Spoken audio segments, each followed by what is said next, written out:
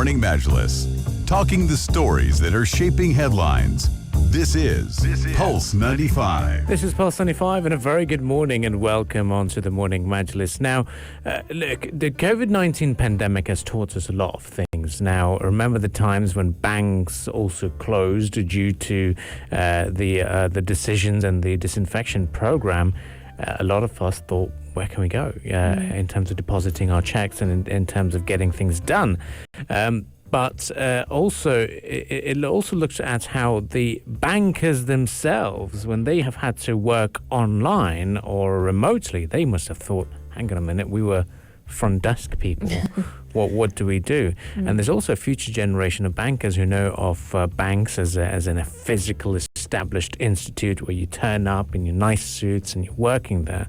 But the world of digital banking has been growing so much. I mean, right, when was the last time you went to a bank to clear checks or even clear? pay? No, it's been forever. I right? can't remember the last time. Everything I do online. Exactly. Through the app, yeah. Through the app. And in America, they say 3 in 4 people at least use digital banking, specifically when it also comes to mobile check deposits. So how do we train not only the staff to understand that this digital banking is the future, but for us as well, in terms of understanding that, look, we've just had the launch of the first digital bank of the United Arab Emirates, and this is going to be the future. And your first thing is all about academics. It's going to back to the grassroots level, and understanding this new structure. So we speak to the head of teaching at the Emirates Institute of Banking and Financial Studies, Dr. Allen, who's joined us on the lines. A very good morning to you, Dr. Allen. Very good morning, both of you and your audience. Good morning. Well, great to have you on air with us. Now, let's start dissecting the facts. What is this digital banking and in terms of an employee perspective? Sure. Thank you for having me here to discuss about this very pertinent topic. I think it's become a hot topic of discussion all over the world. As we start this conversation, I think I should candidly admit that the whole education and corporate training sector, especially in banking and financial services, it's undergoing one of the biggest paradigm changes, that we've not seen in the last many decades altogether.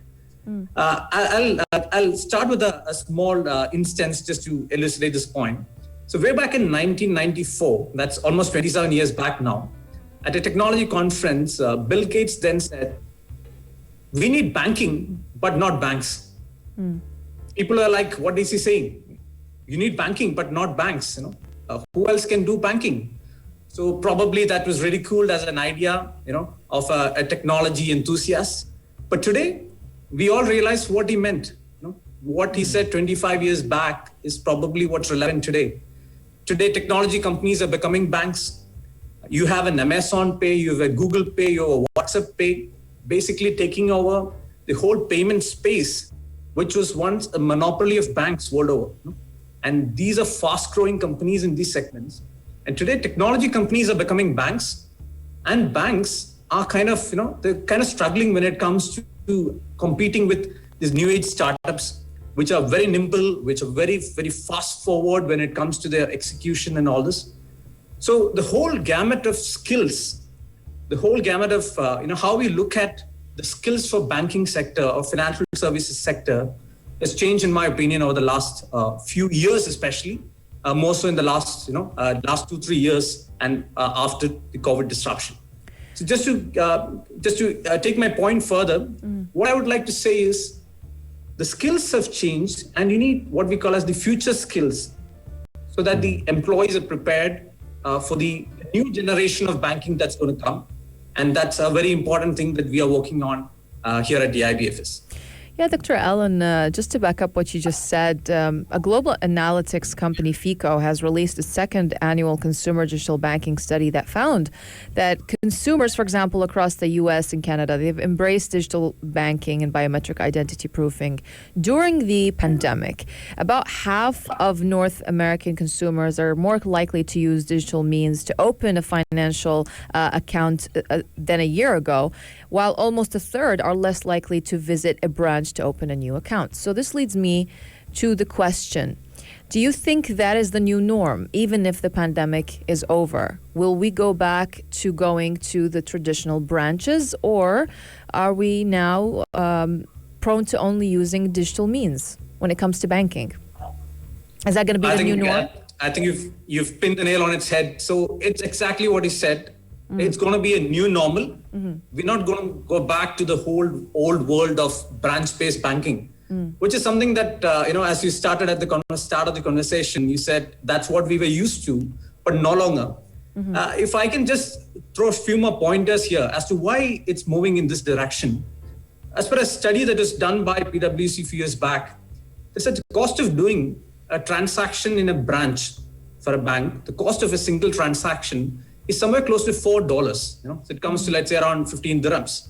The cost of a transaction in a branch, because you have the operating costs, employee salary, the building, the maintenance, and everything. So the per cost of transaction is almost 15 dirhams. When you look at the online channels and the mobile banking channels, the cost is something like 20 cents and 10 cents. So obviously, it doesn't need rocket science to understand the direction in which the banks are going to take this whole business of banking forward. They're going to go completely digital as much as possible. And I think COVID has done the trick for them. What banks thought would happen in 2030, the same thing is happening now in 2021. So I think the COVID disruption has kind of fast-paced the whole technology adoption curve, which has actually become a great boom for the banks, and they're actually capitalizing on this. Okay. Now the point is, go ahead. No, so what I was saying is the point is what she said. It's going to be the new normal. Thank you. Right. Speaking of the new normal, now we didn't see. I mean, obviously, it comes as a great world of opportunities for banking to adopt and for the students to learn new ways of doing or doing banking or having a new profession in that sense. But for us as consumers, it comes to a scenario where we've heard of news stories of people losing out their cash in the banks because of fraud or online scams or phishing.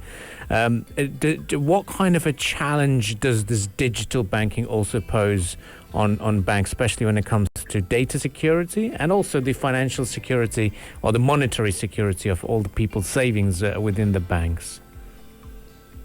I think that's a great question. The answer to that is actually it all depends on the banking regulation in that country. So just because we have a digital bank doesn't mean the digital banks are going to be outside the scope of regulation. So Central Bank of UAE in this case is going to be very actively intervening to ensure that all the data security norms, cyber security norms and all that would be complied with. And that's going to be the normal. And I would say probably the new age banks, the new age players have much better technology infrastructure in place, which probably they can use to leverage on when it comes to protecting the data, protecting the privacy of the data and all this. And having said that, I think we should also admit that, look, in a technology-first world, privacy is always a concern. Whether it's through hacking or whatever be the means, privacy is always a concern. But when it comes to safety of your money and the safe handling of this, I think the consumers can be assured that it's going to be extremely safe because it's being regulated. Now, let's move on to the EIBFS, the Emirates Institute for Banking and Financial Studies, based in the Emirates of Sharjah as well.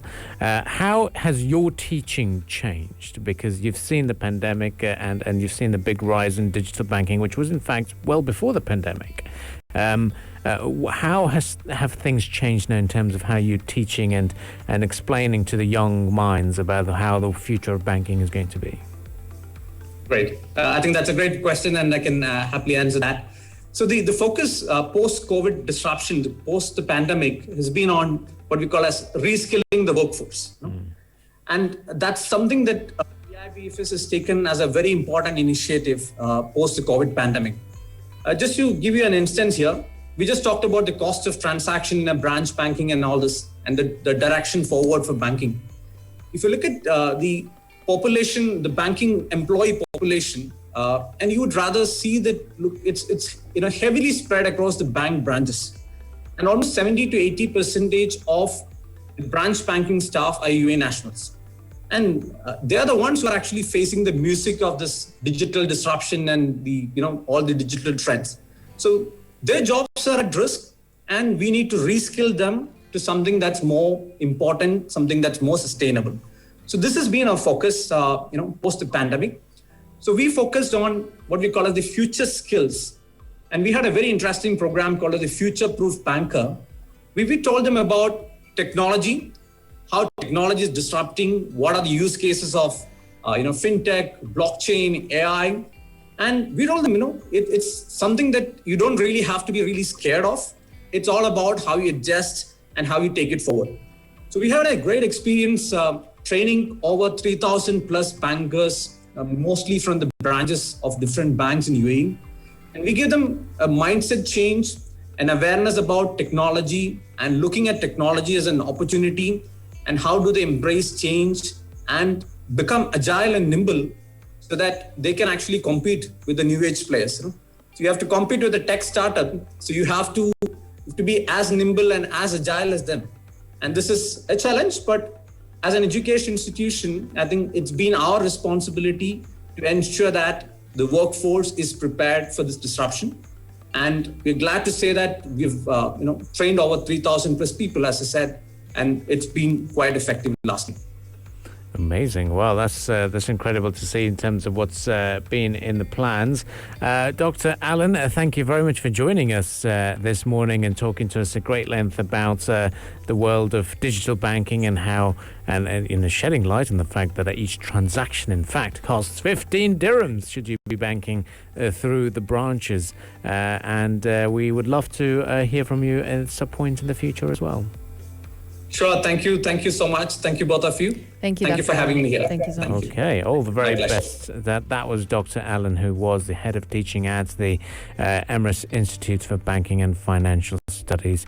If you'd like to catch that discussion as a podcast, you can do so on SoundCloud and Apple Podcasts. Search for Morning Majlis.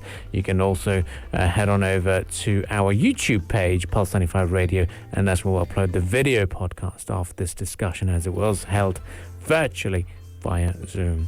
Well, stay with us on the Morning Majlis. We shall return right after the business headlines and we'll continue the discussions from there on. You're listening to the Morning Majlis only on Pulse 95.